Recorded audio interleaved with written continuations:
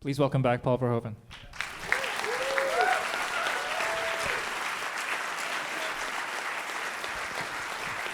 Thank you very much. Is anyone seeing that for the first time?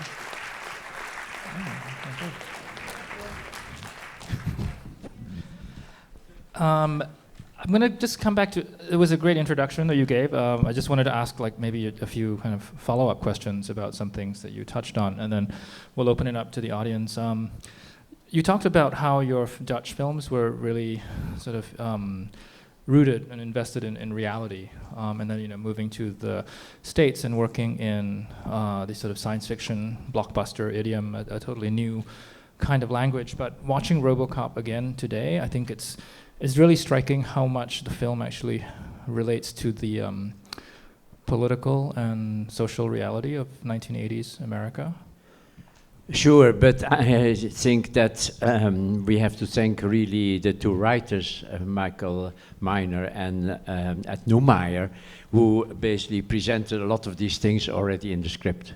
I mean, I came to the United States, was 85, 86, and yeah, I jumped into this movie, but I was not so much aware of the political situations that were around. So I'm very, I'm absolutely sure that none of these political observations were coming from me.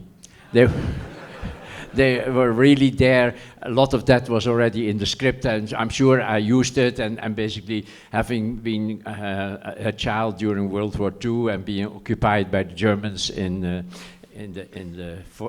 40s in Holland, I mean, I recognized a lot of stuff, and in some way, but although differently. So, but I mean, it's really Ed Neumeyer and Michael Miner who set up this kind of political level that the movie has.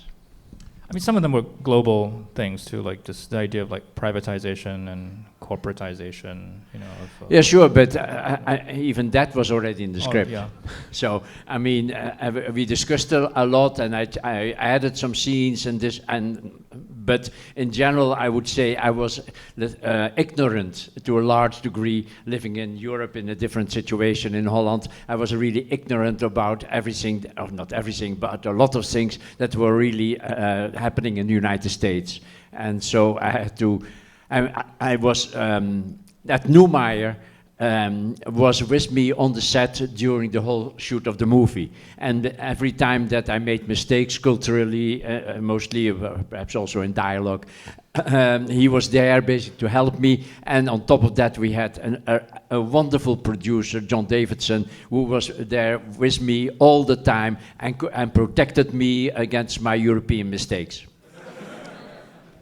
What do you mean by European mistakes? Well, that basically, I remember that basically when I was reading the script for the first time, there was a text where, "What do you mean, brother?" And I wrote I still have it. I wrote in this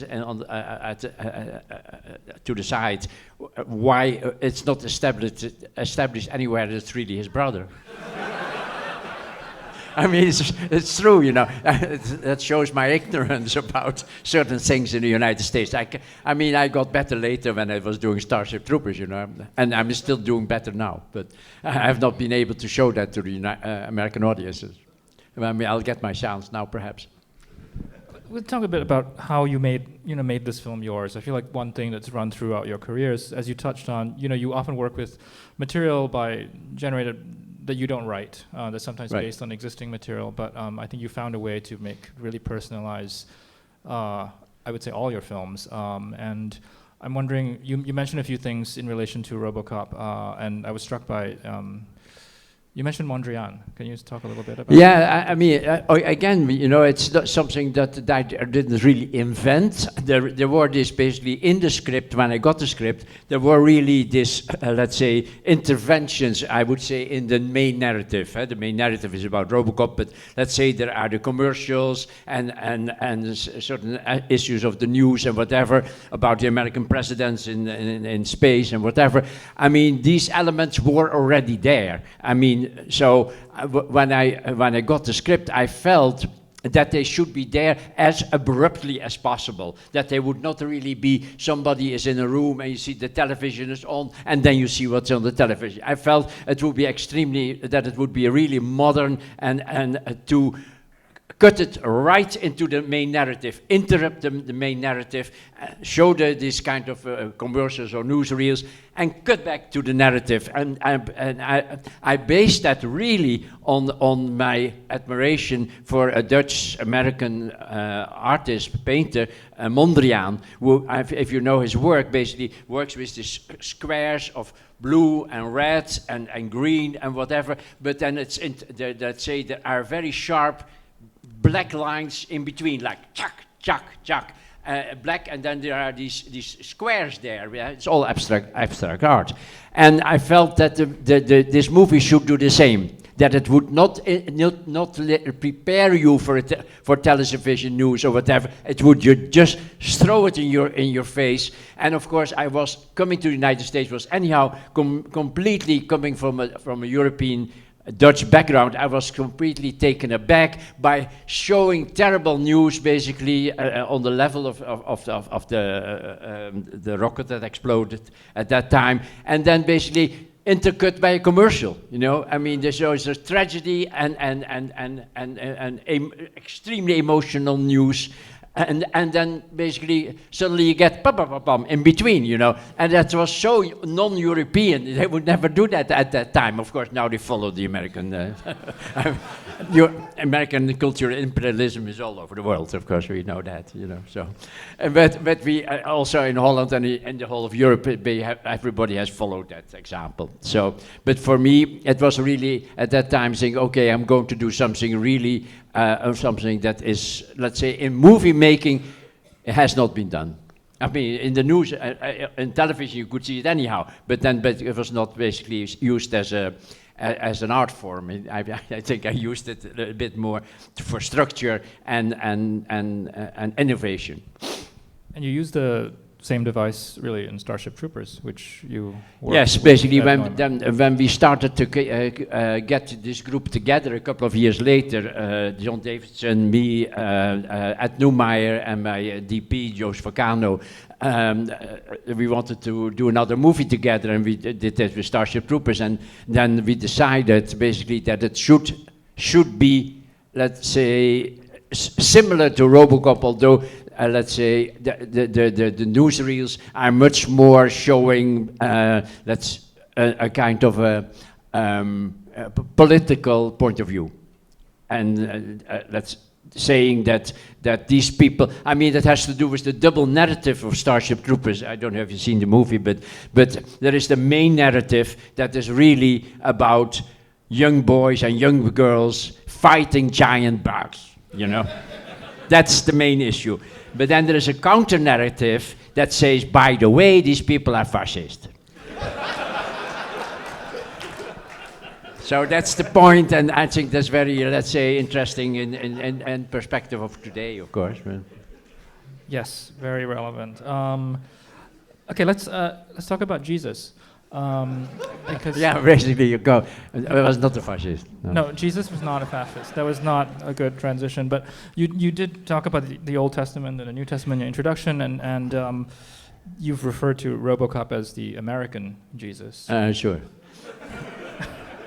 Well, first of all, I mean, Old Testament, I meant when I read the script and studied the script, the scene that really seduced me and convinced me that I had to do this movie, even if it was in a different culture and language, etc., which is the scene when he comes to his house.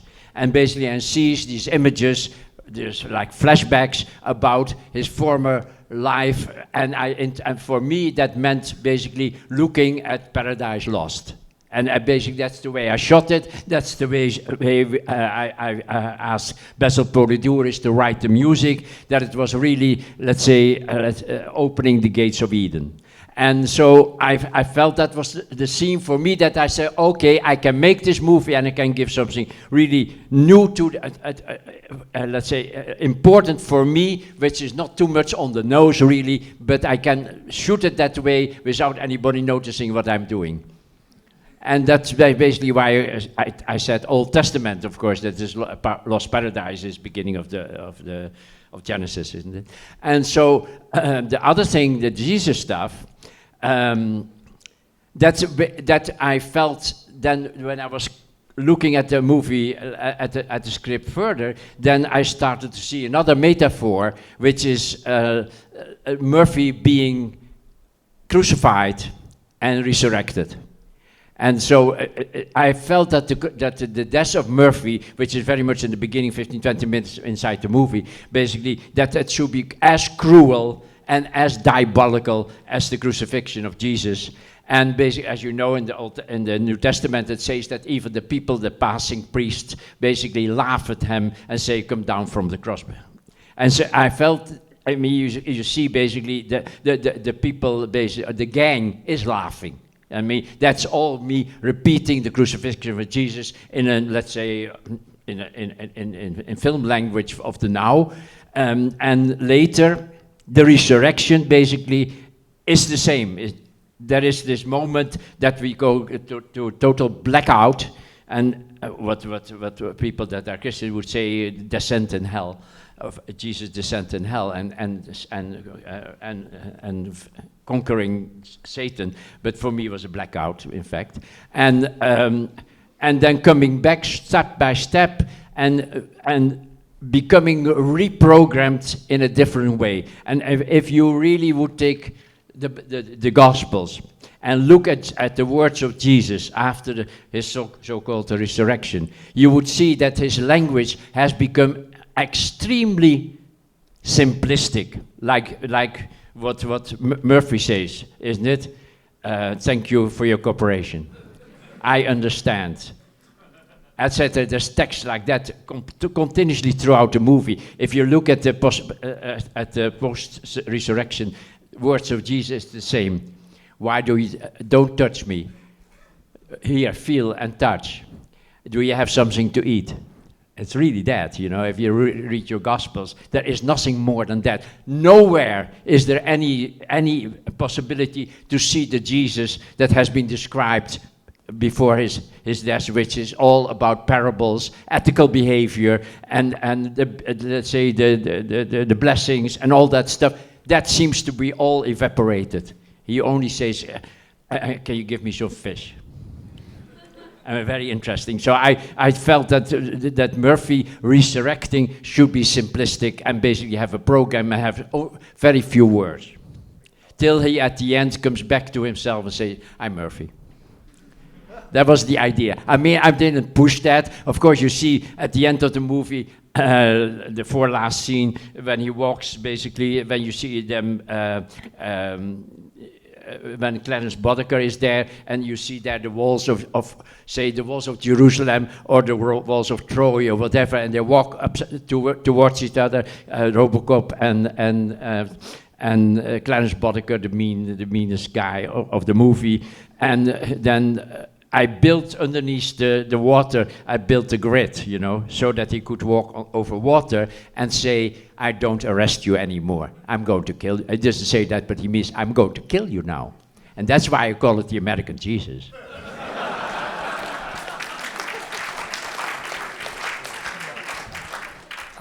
I just want to get into the production of the film a little bit. I was just looking again at the book on your work by Rob Van Scheer, and he describes the making of RoboCop and devotes many pages to the robo suit. Yes, and it was quite a challenge. Yeah, it was quite a challenge. That was a really mistake of Ed Numari and me. When Roboteam for the first time presented to us the RoboCop suit, basically that he had made in clay, so he later had to be, of course, reproduced in other material, we started to comment on that, and we thought we had better ideas.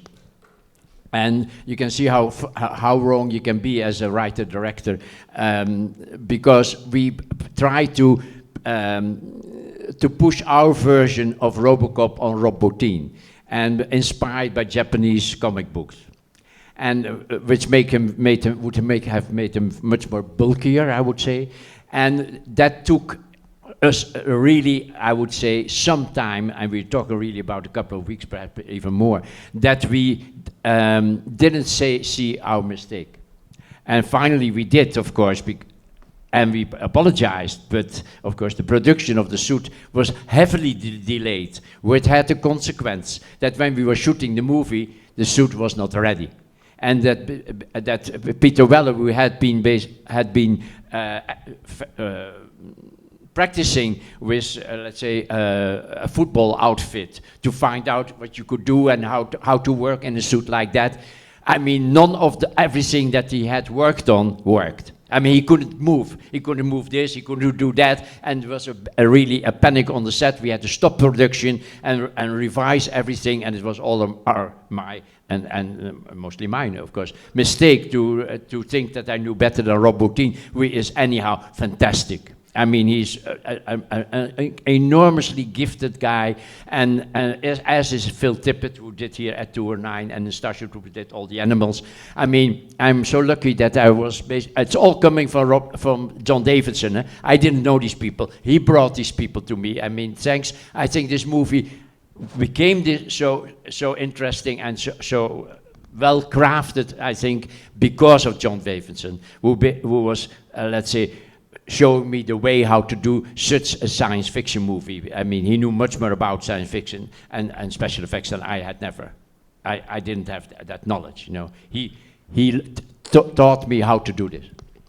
So, I mean, I'm very thankful to John Davidson, you know, a wonderful producer.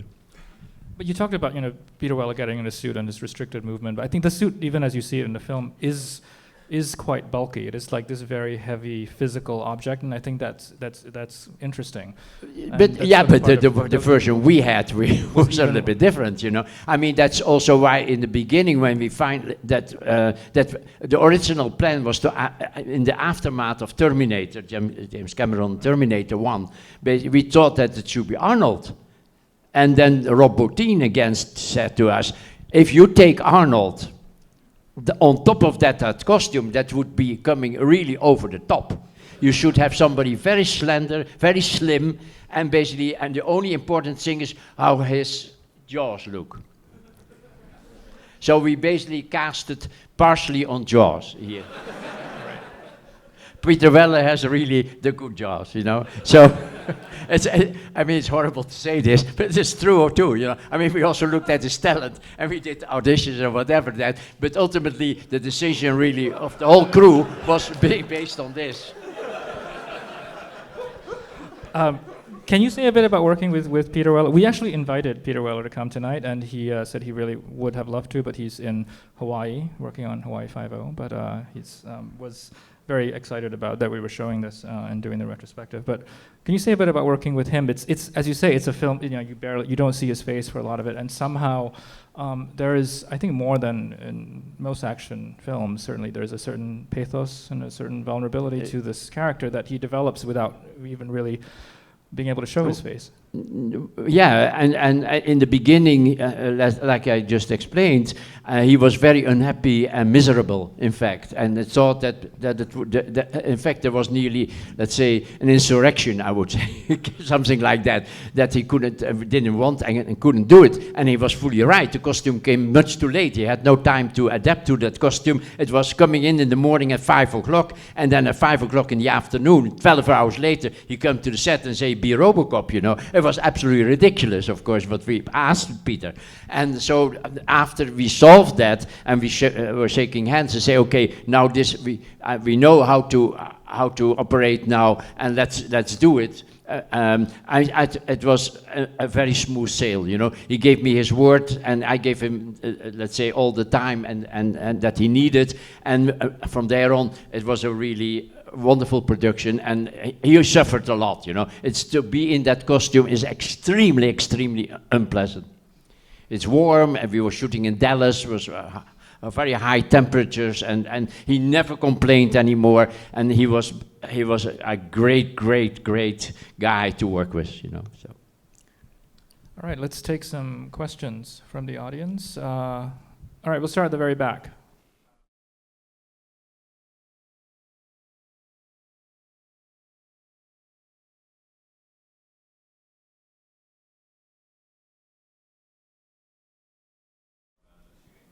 Yeah, during the whole production, the government of the mayor, office of the mayor in Dallas promised that the lights would go on, but they never did. No, I chose it with John Davidson. We were there. We were thinking about Dallas or Houston, and we chose Dallas because they had this skyline with one of the, at that time, innovative. One of the buildings was surrounded by a blue fluorescent, let's say, light, like around the building. And that felt at that time, of course now you see it all the time, but at that time felt extremely, let's say, futuristic. And that's why we chose Dallas, but it never went on, no. We were waiting and waiting, and finally we just shot it because it was just, I think I never came back, I think, in fact. It was too expensive. Yep. I'll just repeat in case people in the back didn't hear a question about whether you made any significant changes to the script. No, not really, no. I mean, I added one scene basically, which was the bad guys that take the woman, try to rape the woman, and I invented that scene, sure. I mean, shooting through the legs of the woman to hit his dick, isn't it? That was me. Right. Question about how RoboCop fits into this 80s action movie and the male action hero. Well, I mean, I have not studied that, and I'm not aware really if it had any influence. I certainly, it has been difficult also in the remakes and even in the sequels. Has been difficult to imitate the style of the movie, which is partially, of course, ironic and has a kind of a lightness about itself. Is not taking itself completely seriously, realizes that this is not happening yet, and that it is a little bit weird what's happening. But I think in all these sequels, be it that they have made of my work now, be it sequels and remakes, I mean, they always seem to I think the studios always wanted not to have a layer of lightness, a layer of irony, sarcasm, or whatever, satire. I mean, that is, now that they want to do Starship Troopers, isn't it? That was recently in the newspapers that they go to remake the Starship Troopers. And it was said in the article, and through the production team of that movie, of the remake, that they would go back more and more towards the novel. And of course, we really tried to get away from the novel, because we felt that the novel was fascistic and militaristic. I mean, it is. And at Newmeyer and I and John Davidson, we all felt that, yes, the adventures of these young people, as I said, against their bugs, isn't it? I mean, there's this line in the movie where it says, the only good bug is a dead bug. In fact, when you see it on screen, it's John Davidson himself who says that. But you feel that, that they're going back to the novel would really, let's say, fit very much in a Trump presidency, really. I wanted to just follow up on that. You know, the point that you made about how hard it has been to replicate the tone of this RoboCop and of your other films, and I think this is kind of a signature of yours. Is just this ability, this ironic tone, the way the film functions as an allegory without being too serious. I'm wondering if this is something that it's sort of a signature. Do you come by it naturally, or is it something that you work on with the material in terms of? No, it comes really naturally, I think. I mean, it comes up. I mean, even if you ever see this movie, the French movie I just did, Elle, you will see that, which is, let's say, really about rape. You will see that there is still a certain lightness, a certain kind of. You can laugh, or perhaps you don't laugh, you smile. And I think that I always felt that that it was important to stick to that, but it comes to my mind in an automatic way, organically. I can't. I doubt if I can do it without that, you know, unless perhaps. Well, I think every movie has that. I think so.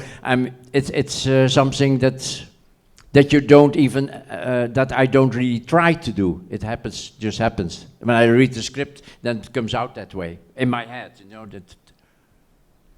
All right, we can take one final question. Yes.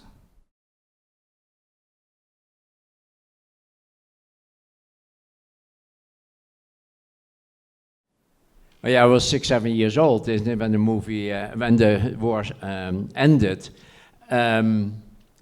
Sure, I mean, I grew up when you start to be conscious of the world, when you're probably 4 years old or something, when you start to look around. If you grow up for 3, 4 years in the atmosphere of destruction and persecution and occupation and bombing, and which was, I lived in The Hague, which was the governmental city of the Germans and the Dutch, collaborating Dutch government, which was bombed all the time because of the V2s that they were sending from The Hague to London. Then you think that's the world. You really grow up in thinking the world is like that way. It's like growing up as a 4-year-old in Syria now, isn't it? Then you think that's it. That's how it is. And I think that always will play a part in my mind. Of course, I found out after the war, you find out that peace is a normality. I mean, of course, Americans have never really been occupied, and neither have the English. So perhaps that is an experiment, an experience that is really at that young age that might be defining the way your brain works in the first place. You know, that I feel comfortable when I think about destruction and death and all that stuff. That feels completely natural to me. I am not afraid of it. I survived that, and I think I use it all the time, but not in a conscious way. It comes up, you know. It's like, oh yeah, this is horrible. Let's shoot it. Well, you have a few more opportunities to hear Paul speak. Next film is Starship Troopers, and he'll be joined by the star of the film, Casper Van Dien, Johnny Rico himself. And tomorrow night we have Turkish Delight, and we'll do a Q&A with Paul after that. And then we have Showgirls, where we'll be joined by Gina Gershon. So I want to thank you all for coming. And Paul, really, thank you so much. Okay, thank you. Thank you very much.